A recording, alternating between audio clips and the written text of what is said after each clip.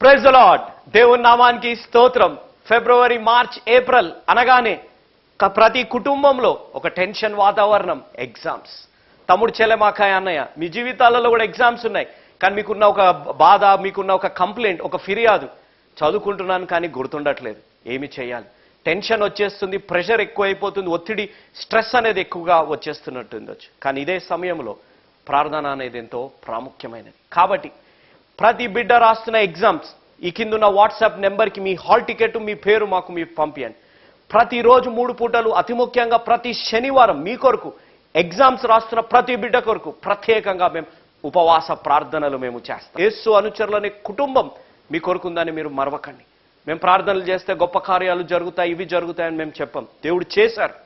State ర్యాంక్స్లలో తీసుకొని వచ్చారు. మాకు ఆ సాక్ష్యాలు మా దగ్గర ఉన్నాయి. కానీ ఏది చేసినా దేవుడే చేయవలసింది. కేవలం మనం ఒక సాధనము మాత్రమే, ఒక పాత్రలమే యేసు అనుచరులుగా. కాబట్టి ఎంతో భారంగా, బాధ్యతగా మేము ప్రార్థిస్తాం. మీరు కూడా విశ్వాసంతోని, ఆత్మధైర్యంతోని, ఆత్మవిశ్వాసంతో మీరు కూడా ప్రార్థన చేసి మీరు చదువుకోండి. దేవుడు మీ జీవితాలలో ఉన్నత స్థాయిలో మీ అందరినీ దేవుడు ఉంచునుగాక. ఆమేన్. కాబట్టి వెంటనే మాకు ఈ వాట్సాప్ నెంబర్కి మీరు మీ హాల్ టికెట్ పేరు తీసి పంపించండి. మీ కొరకు ప్రార్థించే మీ తండ్రి లాంటి జోషణ గారు, కుమారుడు తోబుట్టు లాంటి భక్త సింగ్ అనే నేను, అతి ముఖ్యంగా యేసు అనుచరుల కుటుంబం ఉందని మీరు మరవకండి. Praise the lord. దేవుని నామానికి స్తోత్రం.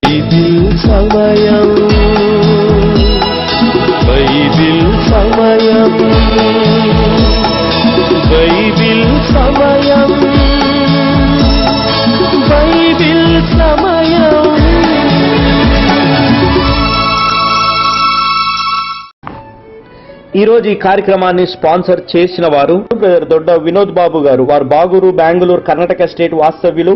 వినోద్ గారి ఫెసిలిటీ సర్వీస్ అభివృద్ధి కొరకే కుటుంబ సభ్యులు సంజన, జెసికా ఇద్దరి ఆరోగ్యాల కొరకే ప్రత్యేకంగా ప్రార్థించమన్నారు. వారు వెళ్ళేలాంటి మా వారిని ప్రోత్సహించినందుకు, కోట్లాది ప్రజలు ఈ వాక్యాన్ని విని రక్షణ పొందే అవకాశాన్ని కలిగించినందుకు దేవుడు వారిని, వారి కుటుంబాన్ని దీవించి ఆశీర్వదించును గాక. దేవుడు వారికి ఇస్తున్న వాగ్దానం, నేను మీకు క్షేమము కలుగు చేసేదను. లేవియో కాండం 26వ అధ్యాయం 6వ వచనం.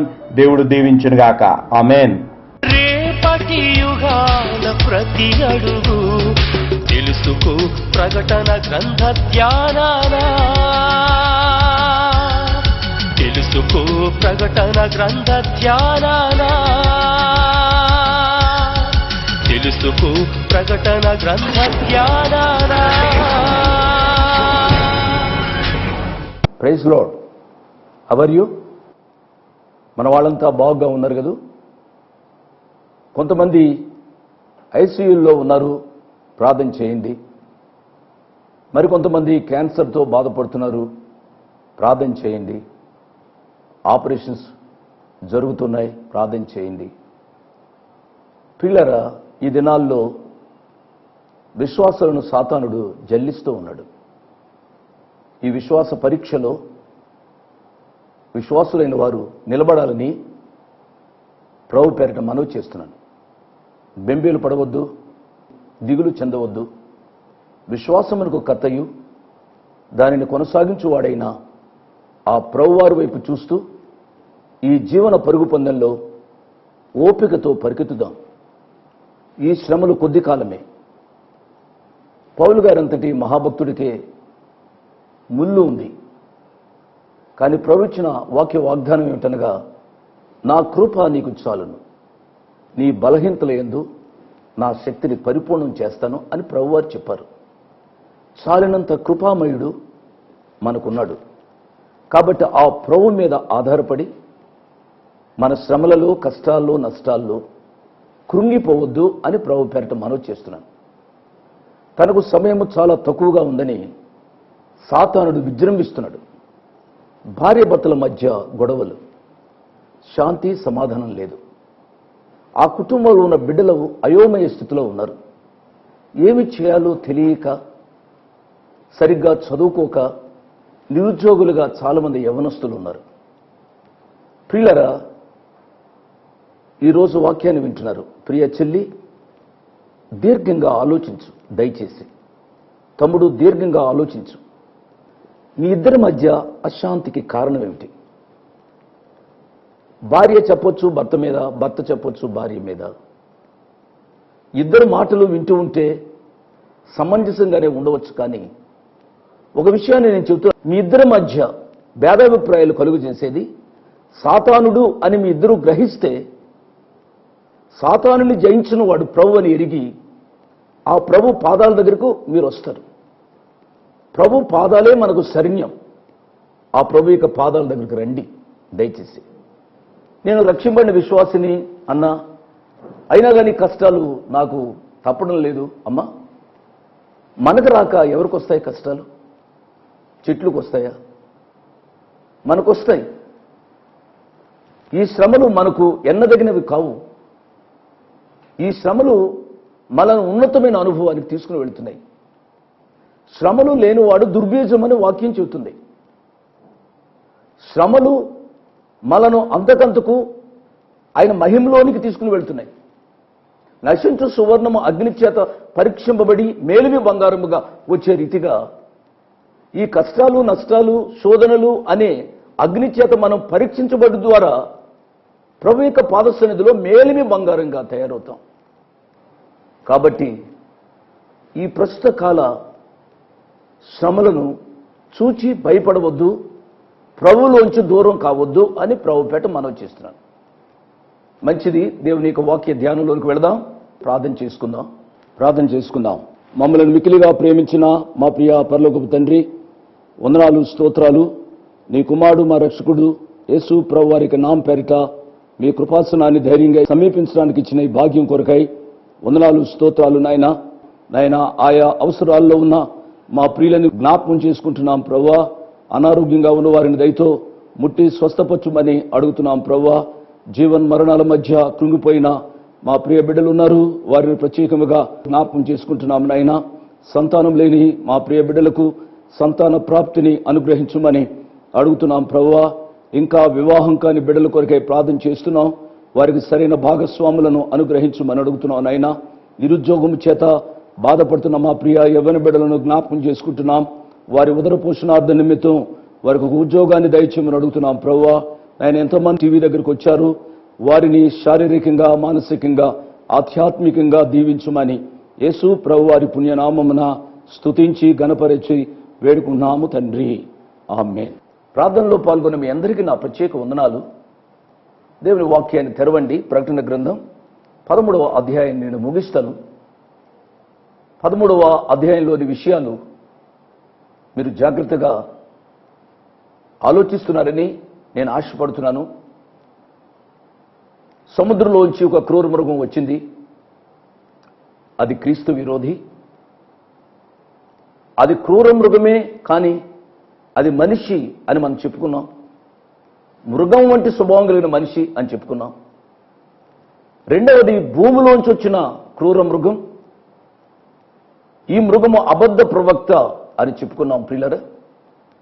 ఈ అబద్ధ ప్రవక్తలో ఉన్న డిసెప్షన్, మోసం ఎంత భయంకరమైనదో గత పాఠంలో మనం చెప్పుకున్నాం. ఇది క్రూర మృగమే, కానీ ఈ క్రూర మృగానికి గొర్రె పిల్ల వంటి 2 కొమ్ములు ఉన్నట్లుగా కూడా మనం చెప్పుకున్నాం. ఇది చూడ్డానికి గొర్రె పిల్ల కొమ్ములు వంటి కొమ్ములు ఉన్నాయి, కానీ ఇది గొర్రె పిల్ల కాదు. ఇది క్రూర మృగం. ఈ క్రూర మృగం ఘటసర్పం వలె మాట్లాడుతుంది. అది ఇంకా బహుభయంకరం. ఈ దినాల్లో కూడా గొర్రె చర్మము కప్పుకున్న తోడేళ్ల వలె మానవులు జీవిస్తున్నారు.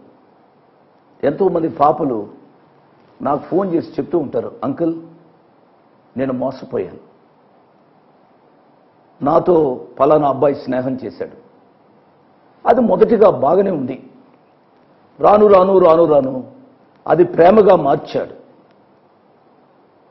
నీవే నాకు ఆరాధ దైవము అన్నాడు. అతని మాటలకు లోబడిపోయి నా సర్వాన్ని అతనికి ఇచ్చాను. అంకుల్ దయతో నన్ను క్షమించండి, ఇప్పుడు నన్ను అతను బాగా చూడటం లేదు. ఇదే మోసం. ఆడబిడ్డలారా, నాకు కూడా కుమార్తెలు ఉన్నారు. మీరు నాకు ఒక కుమార్తె లాంటి వారు, జాగ్రత్తగా ఉండాలని ప్రభుపేట మనవి చేస్తున్నాను. ఎందుకు చేతనగా గొర్రె చర్మము కప్పుకున్న తోడేలు వంటి మనుష్యులు ఈ దినాల్లో ఉన్నారు.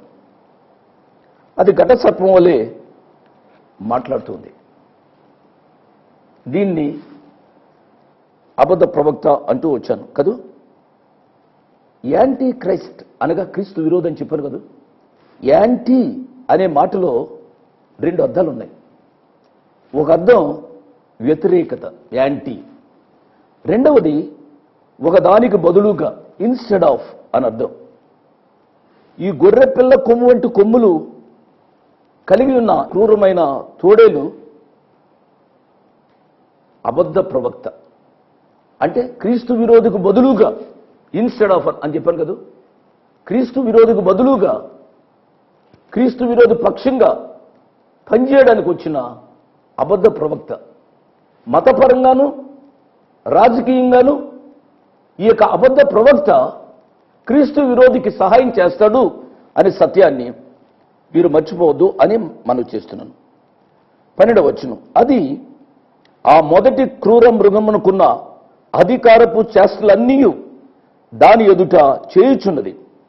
మరియు చావు దెబ్బ తగిలి బాగుపడి ఉన్న ఆ మొదటి మృగమునకు భూమియు దానిలో నివసించు వారును నమస్కారము చేయునట్లు అది బలవంతము చేయుచున్నది.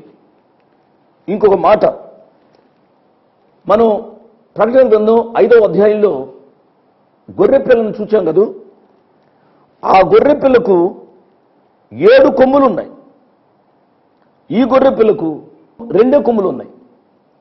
మీరు ఈ మోసాన్ని కూడా గమనించాలి అని ప్రభుపేట మనవి చేస్తున్నాను. అన్నం పొయ్యి మీద పెట్టిన తర్వాత అన్నం అంతా పిసికి ఇది ఉడికిందో ఉడకలేదో అని చెప్పవలసిన పనిలే. కొన్ని మెతుకులు చూస్తే చాలు, ఉడికిందో ఉడకలేదో మన అమ్మలు, మన ఇంట్లో స్త్రీలు చెప్పేస్తారు. అదే రీతిగా 2 కొమ్ములు వేసుకున్నంత మాత్రం చేత ఇది గొర్రెపిల్ల కాదు. ఈ మోసాన్ని మనం గమనించాలి అని ప్రభుపేట నేను మనవి చేస్తున్నాను. అందుకనే ప్రభు వారు ఈ రీతిగా చెప్పారు. మత్తయి సువార్త 24వ అధ్యాయం 24వ వచనం చూస్తే ప్రభు వారు చెప్పిన మాటను మనం చూస్తాం. అబద్ధపు క్రీస్తులను అబద్ధపు ప్రవక్తలను వచ్చి సాధ్యమైతే ఏర్పరచబడిన వారిని సహితము మోసపరచుటకై గొప్ప సూచక క్రియలను మహత్కార్యములను కనబరిచెదరు. విన్నారు కదూ. మనం ఇప్పుడు చివరి దినాల్లో జీవిస్తూ ఉన్నాం. వచ్చుచున్నవాడు ఆలస్యం చేయకు వచ్చే దినాల్లో మనం ఉన్నాము. ప్రియులారా గమనించండి. ఇప్పుడు మనం ధ్యానం చేసేది శ్రమల కాలంలోని విషయాలు, కానీ ఇప్పుడు మనం గ్రహించాలి ఆ విషయాల యొక్క రుచి ఇప్పుడు మనం చూడబోతున్నాం, చూస్తూ ఉన్నాం. అబద్ధపు క్రీస్తులు బహువచనం, అబద్ధపు ప్రవక్తులు వచ్చి సాధ్యమైతే ఏర్పరచబడిన వారిని సైతము మోసపరచుటకై గొప్ప సూచక క్రియను మహత్కార్యములను కనబర్చెదరు. నేను దీని గురించి వివరిస్తే జోషి గారు కొద్ది మందిని విమర్శిస్తుంటారు అని అంటారు. నేను ఎవరిని విమర్శించటంలే. బహిరంగ సభలలో స్టేజ్ల మీద జరుగుతున్న విషయాలు మీరు చూస్తూ ఉన్నారు. అనేకులు చెప్పుకుంటూ ఉన్నారు. మహత్కార్యాలు, సూచక క్రియలు యేసు ప్రభు పేరటినే జరుగుతున్నాయి. అవి యేసు ప్రభు వారి యొక్క కూటాలు. యేసు ప్రభు వారి పేరు చెప్పుకోకపోతే ఎట్లా? యేసు ప్రభు వారి పేరటనే అబద్ధపు క్రీస్తులు, అబద్ధ ప్రవక్తలు వచ్చి చేస్తారు అని దేవుని యొక్క వాక్యం చెబుతుంది. ఈ దినాల్లో కూడా ప్రియులారా, యేసయ్య చేశాడు ఈ కార్యం అని ఎవరు అంటారండి? ఎవరి ద్వారా ఏదైనా జరిగితే మనిషినే పొగుడుతున్నారు, మనుషుని గురించే చెబుతున్నారు. కానీ యేసు ప్రభు వారి గురించి చెప్పేవారు ఎవరున్నారండి? ప్రభువుకు రావాల్సిన మహిమను దొంగిలించే అబద్ధపు క్రీస్తులు, అబద్ధపు ప్రవక్తలు ఆ కాలంలో వస్తారు, ఈ కాలంలో కూడా వస్తూ ఉన్నారు అనే సత్యాన్ని నా ప్రియ విశ్వాసులు గమనించాలి అని ప్రభు పక్షంగా నేను మనవి చేస్తూ ఉన్నాను. అంత మాత్రమే కాదు, ఆ మొదటి క్రూర మృగానికి సముద్రంలోంచి వచ్చిందే, దానికి నమస్కారం చేయాలి అని ఇది సిఫారసు చేస్తూ ఉంది. అనగా ఆ సముద్రంలోంచి వచ్చిన క్రూర మృగానికి ఇది ఒక తొత్తుగా, దాని గురించి క్యాన్వాస్ చేసే ఒక అబద్ధ ప్రవక్తగా ఈ యొక్క క్రూర మృగం, గొర్రె పిల్ల కొమ్ములు వంటి కలిగిన ఈ క్రూర మృగం చెబుతూ ఉన్నట్లుగా మనం చూస్తూ ఉన్నాం. ఈనాడు ఎక్కడ చూసినా ఎవరి డబ్బా వారు కొట్టుకోవడమే సరిపోతుంది. ప్రియులారా, చాలా విచారకరమైన సంగతి అండి. నేనేం చెప్పినా నన్ను అపార్థం చేసుకోవడానికి అవకాశం ఉంది. అయినప్పుడు కూడా కొన్ని విషయాలు చెప్పాలని నేను ఆశపడుతున్నాను. మనం జరిపించే సభల్లో కానీ, మనం మాట్లాడే సభల్లో కానీ దయచేసి ఏ మనుషుని పైకి తీసుకురావద్దు అని ప్రభు పేరట మనవి చేస్తున్నాను. అంటే అతన్ని ఎంకరేజ్ చేయొద్దు అని కాదు నేను చెప్పేది. ఏ మనుషుడైనా తన యొక్క సొంత పొగిడించుకుంటూ ఉంటే దేవుని మహిమను దొంగిలిస్తూ ఉన్నాడు. అతడు అబద్ధ ప్రవక్త, అబద్ధ క్రీస్తు అని గ్రహించి అటువంటి వాటి నుంచి దూరం కావాలి అని ప్రభు పక్షంగా నేను మనవి చేస్తూ ఉన్నాను. గమనించండి ప్రియులరా, అబద్ధ ప్రవక్తులు ఎంతమంది? బిలాము వలె ఈ దినాల్లో వారి యొక్క డబ్బు కొరకు, స్వలాభం కొరకు బాలాకు దగ్గర డబ్బు అపేక్షించి బిలాము దేవుని ప్రజలకు వ్యతిరేకంగా ప్రవచించిన రీతిగా మన సంఘాలలో, మన పరిచర్యలలో, మన మధ్య ఎంతమంది బిలాములు ఉన్నారో గ్రహించాలి అని ప్రభు పక్షంగా నేను చెబుతున్నానండి. అనేక పర్యాలు నేను చెబుతూ ఉన్నాను. మీలో ఎంతమంది తీసుకుంటారో నాకు అర్థం కావడం కానీ మెరిసేవన్నీ బంగారం కాదు, బోధించేవారందరూ బోధకులు కాదు. పిల్లరా, ఈ సత్యాన్ని గమనించాలి. మారు మనసు లేకుండా, రక్షణానుభవం లేకుండా బోధించే బోధలు వినవలసిన పని లేదు, అటువంటి కూటాలకు వెళ్ళవలసిన పని లేదు అనే సత్యాన్ని మీరు గమనించాలి. మంచిది. 13వ వచనం, అది ఆకాశము నుండి భూమికి మనుషుల ఎదుట అగ్ని దిగు వచ్చినట్టుగా గొప్ప సూచనలు చేయుచున్నది. అవును, సూచనలు చేస్తారు, అద్భుతాలు జరుగుతాయి. అద్భుతాలు చూచి, సూచనలు చూచి ఇదేదో మెరుస్తుంది కాబట్టి బంగారం అనుకోవాల్సిన పని లేదు. గమనించాలి. అందుకనే పదే నేను చెప్తూ ఉంటాను అండి, every believer should pray or has to pray for the discerning spirit. విచక్షణ జ్ఞానం కొరకు ప్రతి విశ్వాసి ప్రార్థించాలి. ఏది సరైనదో, ఏది సరైనది కాదో, ఏది వాక్యానుసరమైన బోధయో, ఏది వాక్యానుసరమైన బోధ కాదో, ఏ యొక్క వ్యక్తి ప్రభువును మహింపరుస్తున్నాడు, ఏ వ్యక్తి ప్రభు యొక్క మహిమను దొంగిలిస్తున్నాడు గ్రహించగలిగిన అయితే విచక్షణ జ్ఞానం ఈనాడు విశ్వాసుల్లో ఉండాలి. అంతేగాని ఆ కూటానికి వెళ్తే నాకేదో కలిసి వస్తుంది, ఆ కూటానికి వెళ్తే నా జబ్బు పోతుంది, నాకేదో జరుగుతుంది అన్నట్టుగా స్వార్థాన్ని ఉపయోగించుకొని దేవుని యొక్క కార్యాలను బేరీజు వేయడానికి మంచిది కాదు అనే విషయాన్ని నేను జ్ఞాపం చేస్తున్నాను. ఆకాశము నుండి భూమికి మనుషులు ఎదుట అగ్ని దిగి వచ్చినట్టుగా చేస్తున్నాడు. ఇది మొదటి నుంచి మనకు తెలిసిన విషయమే అండి. యోబు గ్రంథంలో మనం చూసినట్లయితే, యోబు గ్రంథం 1వ అధ్యాయం 16వ వచనాన్ని చదువుతున్నాను. అతడు ఇంకా మాట్లాడుచుండగా మరి ఒకడు వచ్చి దేవుని అగ్ని ఆకాశము నుండి పడి గొర్రెలను పనివారిని రగులుబెట్టి కాల్చివేసెను. విన్నారు కదా? కాబట్టి సాతాను యొక్క కార్యాలు, ఇటువంటి కార్యాలు చేస్తూ ఉంటాడు.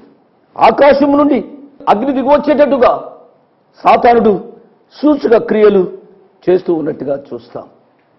పిల్లరా, దేవుడు ఏదైతే చేస్తూ వచ్చాడో దానికి డూప్లికేట్గా వెలుగుదూత వేషం వేసుకున్న సాతానుడు కూడా చేస్తాడు. ఫరో కాలంలో మోషే భక్తుడు ఏదైతే చేస్తూ వచ్చాడో ఎన్నే ఎంబ్రే అనేవారు కూడా అదే కార్యం చేసినట్లుగా దేవునికి వాక్యం సెలవిస్తుంది. నిర్గమాకాండం మీరు చూడండి, 7వ అధ్యాయాన్ని మీరు చదివినట్లయితే ఈ విషయాన్ని మనం చూడవచ్చు. పౌలు గారు తిమోతిని హెచ్చరిస్తూ, చివరి దినాల్లో, అంచె దినాలలో అపాయకరమైన కాలాలు వస్తాయి, ఈ అంచె దినాల్లో అపాయకరమైన కాలంలో ఇటువంటి కార్యాలు చాలా మంది చేస్తారు, ఓ నా ఆత్మీయ కుమారుడా జాగ్రత్తగా ఉండుమని చెప్పి పౌలు భక్తుడు తన ఆత్మీయ కుమారుడైన తిమోతిని హెచ్చరించినట్లుగా మనం చూస్తాం. కాబట్టి నేను ప్రాధేయపడేది ఏమిటి అనగా, మనకు ఆధారము యేసు ప్రభు వారి యొక్క వాక్యమే. వాళ్ళు కూడా వాక్యాన్ని చూపెడతారు, నేను కాదంటోలే. వాళ్ళు కూడా వాక్యాన్ని చెబుతారు, నేను కాదంటోలే. కానీ వాక్యాన్ని తక్కువగా చెప్పి వారిని హెచ్చించుకోవడానికి ఏమేమో కార్యాలు చేతుల మీద చేయడం, అది వాక్యానుసారం కాదు అనే విషయాన్ని నేను జ్ఞాపకం చేస్తున్నాను. ఈ సత్యాన్ని గమనించాలి. యోహాను గారు వ్రాసిన మొదటి పత్రికలో మనం చూసినట్లయితే, యోహాను గారు వ్రాసిన మొదటి పత్రిక 4వ అధ్యాయంలో ఈ రీతిగా ఉంది. 4వ అధ్యాయం 1వ వచనం, ప్రియులరా, అనేకులైన అబద్ధ ప్రవక్తులు లోకంలోనికి బయలు వెళ్ళి ఉన్నారు గనుక ప్రతి ఆత్మను నమ్మక ఆయా ఆత్మలు దేవుని సంబంధమైనవో కావో పరీక్షించుడి. కాబట్టి మనము పరీక్ష చేసుకుని ఏది వాక్యానుసారమైనదో గ్రహించే ఆ అనుభవంలోనికి రావాలి అని నేను ప్రభు పేరిట మనవి చేస్తున్నాను. 15వ వచనం చూడండి. మరియు ఆ మృగము యొక్క ప్రతిమ మాట్లాడునట్లును ఆ మృగము యొక్క ప్రతిమకు నమస్కారము చేయని వారిని హతము చేయనట్లును ఆ మృగము యొక్క ప్రతిమకు ప్రాణమిచ్చుటకై దానికి అధికారము ఇవ్వబడెను. ప్రియులారా, ప్రతిమకు నమస్కారం చేయాలి. మనం 115వ కీర్తనలో చూసినట్లయితే 115వ కీర్తన 4వ వచనం నుంచి చదువుతున్నాను. వారి విగ్రహములు వెండి బంగారువి, అవి మనుషుల చేతి పనులు. వాటికి నోరుండియు పలకవు, జాగ్రత్తగా వినండి. కనులుండియు చూడవు, చెవులుండియు వినవు, ముక్కులుండియు వాసన చూడవు, చేతులుండియు ముట్టుకొనవు, పాదములుండియు నడువవు, గొంతుకుతో మాట్లాడవు. కానీ ఇక్కడ చూసినట్లయితే ఆ మృగం యొక్క ప్రతిమ మాట్లాడునట్లు చేస్తూ ఉన్నట్టుగా ఇక్కడ వచనంలో మనం గమనిస్తూ ఉన్నాం. ఏమిటిది? ప్రియులారా, ఈనాడు మానవుడు దేవునికి ప్రతిగా ఏమేమో చేయాలని ప్రయత్నం చేస్తున్నాడు. క్లోనింగ్ అని చెప్పి, జంతువుల క్లోనింగ్, వృక్షాల క్లోనింగ్ అంటూ ఏమో సాధించాలని ప్రయత్నం చేస్తున్నాడు. సృష్టికర్తకు బదులుగా ఏదో చేయాలని మానవుడు ప్రయత్నం చేస్తూ ఉంటే మానవుని యొక్క ప్రయత్నాలు నెరవేరుతాయండి. సృష్టికర్తకు ఎదురు తిరిగి కార్యాన్ని జయించిన వాడు ఎవరున్నారు ప్రియులరా? కానీ ఇతడు ఆ ప్రతిమ మాట్లాడునట్లు ఆ మృగం యొక్క ప్రతిమకు నమస్కారము చేయని వారిని హతము చేయనట్లు అతనికి అధికారం ఇవ్వబడినట్లుగా మనం చూస్తాం. ఈ దినాల్లో మనం చూసినట్లయితే యానిమేషన్ అని అంటాం. కంప్యూటర్లో వచ్చేసింది. యానిమేషన్ ద్వారా కొన్ని బొమ్మలు కూడా కదిలినట్టుగా, మాట్లాడినట్లుగా మనం చూస్తాం. మరి చివరి దినాల్లో, ఆ శ్రమ దినాల్లో అది కంప్యూటర్ ఎఫెక్ట్ యానిమేషన్ ద్వారా జరిగిందో కానీ ప్రతిమ మాట్లాడినట్లుగా ఇక్కడ గ్రహించాలి అని నేను మనవి చేస్తున్నాను. అంతేగాని ఈ ప్రతిమకు, ఈ విగ్రహానికి మాటలు ఇవ్వడానికి సాతానుడు దేవుడా ప్రియులారా? సాతానుడికి ఇటువంటి అధికారం ఉన్నదా? మనం ఆలోచిద్దాం. 16వ వచనం, కాగా కొద్దివారు కానీ గొప్పవారు కానీ ధనికులు కానీ దరిద్రులు కానీ స్వతంత్రులు కానీ దాసులు కానీ అందరూ తమ కుడి చేతి మీదనైనను తమ నొసటి ఎందైనను ముద్ర వేయించుకున్నట్లును ఆ ముద్ర అనగా ఆ మృగము పేరైనను దాని పేరిట సంఖ్యైనను గలవాడు తప్ప క్రయ విక్రయములు చేయుటకు మరి ఎవనికి అధికారము లేకున్నట్లు అది వారిని బలవంతము చేసెను. జాగ్రత్తగా వినాలి ఈ విషయాలు. పిల్లలు, ఇక్కడ మనం చూసినట్లయితే ఇక్కడ ఒక ముద్ర వేసుకున్నట్లుగా మనం చూస్తాం. కాబట్టి ప్రజలకు ఒక ఆప్షన్ ఇవ్వబడింది. నొసటైనా వేసుకోవాలి, కుడి చేతినందైనా వేసుకోవాలి. ఇది ఆప్షన్. గమనించాలి. ఈ కుడి చేతి మీద వేసుకున్నట్లయితే ఇది సరిగ్గా కనబడితే కనబడవచ్చు, లేకపోతే లేకపోవచ్చు. ఇది చూపిస్తేనే కానీ కనబడదు. అవును, ఈ దినాల్లో కూడా చాలా మంది మేము విశ్వాసులము, యేసు ప్రభువును నమ్ముకున్నాము అని చెప్పడానికి చాలా మంది భయపడుతున్నారు. ముద్ర ఏదో కుడి చేతి మీద వేసుకునే రీతిగా జీవిస్తూ ఉన్నారు. ఇది మంచిది కాదు. మనం చూచాం ప్రకటన గ్రంథం 7వ అధ్యాయంలో ఒక విషయాన్ని మనం చూచాం. ఏమిటి అనగా ఆ 1,44,000 మంది వారు ముద్ర వేయించుకున్నారు. ఎక్కడనగా నొసటి మీద ముద్ర వేయించుకున్నారు, చేతి మీద ముద్ర వేయించుకోలే. వాక్యం వింటున్నా నా ప్రియులరా, యేసు ప్రభు వారి కొరకు బాహటముగా రావాలని ప్రభు పేరిట నేను మనవి చేస్తున్నాను. యేసు ప్రభు దేవుడని అంగీకరించిన వారిని, భూలోకంలో ఆయనని అంగీకరించిన వారిని పరలోకంలో నేను ఎరుగుదును అని ఏ రీతిగా ప్రభు వారు చెప్తారు అండి. ప్రభు వారు నీ కొరకు సాక్ష్యం ఇవ్వాలి అనగా భూలోకంలోనే ఆ ప్రభు కొరకు సాక్ష్యంగా జీవించడానికి ప్రయత్నం చేయాలి. నేను ఒక మాట చెప్పి నేను ముగిస్తాను. ఆ ముద్ర వేసుకున్న వారికి క్రయ విక్రయాలు చేయబడతాయి అనగా ఆ ముద్ర కలిగిన వారే ఆహారం తింటారు అన్నమాట. అనగా ఆహారమును చూపించి సాతానుడు మనుషులను మభ్యపెట్టి తన వశంలోనికి లాక్కోవాలని ప్రయత్నం చేస్తున్నాడు కదా. ఈ మాట చెప్తూ ఉంటే మన మనసు ఏదేను తోటలోనికి వెళ్ళాలి. ఏదేను తోటలో సాతానుడు అవ్వమ్మను శోధించింది కూడా ఆహారం విషయంలోనే. అంత మాత్రమే కాదు, యేసు ప్రభు వారిని కూడా శోధించింది ఆహార విషయంలోనే సాతానుడు. యేసయ్య బాప్తిసం తీసుకుని వచ్చిన తదుపరి ఆయన 40 దినాలు ఉపవాసమున తదుపరి అరణ్యానికి తీసుకుని వెళ్ళి ఆ సాతానుడు ఏమంటున్నాడు అని అంటే, నువ్వు దేవుని కుమారుడైతే ఈ రాళ్లను రొట్టెలుగా చేసుకోమంటున్నాడు ఆహారాన్ని చూపించి. చాలా మంది అంటూ ఉంటారు కదా, కోటి విద్యలు కూటి కొరకే అన్న రీతిగా ఏ ఆహారం కొరకైతే ప్రయాసపడుతున్నామో అది సులువుగా ఆ దినాల్లో దొరుకుతుంది. ఏమిటి అనగా నొసట ఈ కుడి చేతిపై సాతాను ముద్ర వేసుకోవాలి. ఈ ముద్ర 666. ఈ 666లో దాగి ఉన్న కొన్ని విషయాలు వచ్చే పాఠంలో చూసుకుందాం. ప్రకటన గ్రంథం 13వ అధ్యాయం చివరి భాగం, ప్రకటన గ్రంథం 14వ అధ్యాయం చదువుకుని రమ్మని ప్రభు పేట నేను మనవి చేస్తున్నాను. అంత పర్యంతము దేవుడు మనను నిండారుగా దీవించునుగా. ఇంతవరకు వాక్యాన్ని విన్నందుకు మీకు నా హృదయపూర్వక వందనాలు. ఒక ప్రత్యేకమైన మనవి చేయడానికి మరొకసారి మీ ముందుకు వస్తున్నాను. అదేమిటనగా, ఈ కార్యక్రమాన్ని నిర్వహించడానికి నేను ఎంతో ధైర్యం చేశాను అనే విషయాన్ని జ్ఞాపకం చేస్తున్నాను. డబ్బుండి కార్యక్రమాన్ని ప్రారంభించలేదు. నన్ను రక్షించి ఇంతవరకు పిలిచిన ప్రభు ఉన్నారు అని, తదుపరి విశ్వాసులైన మీరు ఉన్నారు అనే ధైర్యంతో ఈ కార్యక్రమాన్ని కొనసాగిస్తున్నాం. కాబట్టి ఈ కార్యక్రమానికి అయ్యే ఖర్చులో కొంత భాగమైన మీరు భరించాలని మనవి చేస్తున్నాను. ఒకరోజు కార్యక్రమానికి ఎంత ఖర్చు అవుతుందో ఆ విషయాలు మీరు తెలుసుకోవాలంటే దయతో నాకు ఫోన్ చేసి కానీ ఆఫీసుకు ఉత్తరం రాసి కానీ తెలుసుకుని సహాయపడమని ఒక తండ్రిగా, దైవదాసునిగా, అంకులుగా మీకు మనవి చేస్తున్నాను. దేవుడు మిమ్మల్ని నిండారుగా దీవించునుగాక. ఆమేన్.